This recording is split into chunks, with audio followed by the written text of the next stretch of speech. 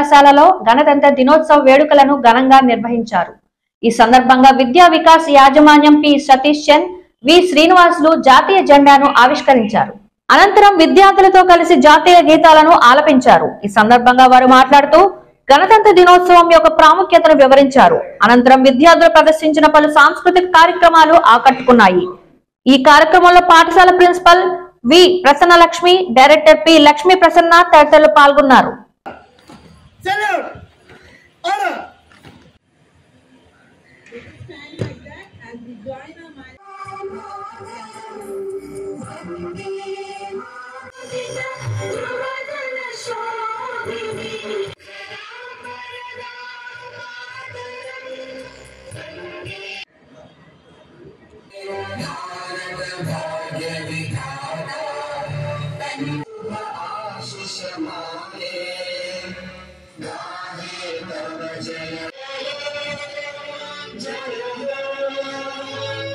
అందరికీ 75వ గణతంత్ర దినోత్సవ శుభాకాంక్షలు.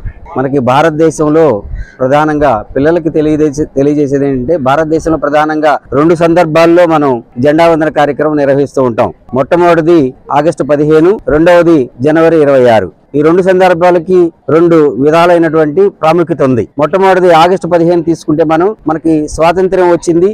ఆ సందర్భంగా దేశంలో మనం ఎన్నుకున్నటువంటి ప్రజాప్రతినిధులచే జెండా వందనం చేస్తారు ఆ రోజు. అలానే జనవరి 26 అనేది భారతదేశానికి స్వతంత్రం వచ్చిన తర్వాత 1950 జనవరి 26 నుంచి, అంటే ఈ మధ్యకాలంలో 47 నుంచి 50 వరకు భారత రాజ్యాంగాన్ని నిర్మించారు, అంటే రాశారు. దానికి ప్రధాన కర్త డాక్టర్ బిఆర్ అంబేద్కర్. ఇలా భారత రాజ్యాంగాన్ని అమల్లోకి తీసుకొచ్చి ఈ రోజు నుంచి దీన్ని భారతదేశ వ్యాప్తంగా అమల్లో పెట్టడం వలన మనకి రిపబ్లిక్ డే జరుపుకుంటూ ఉన్నాం.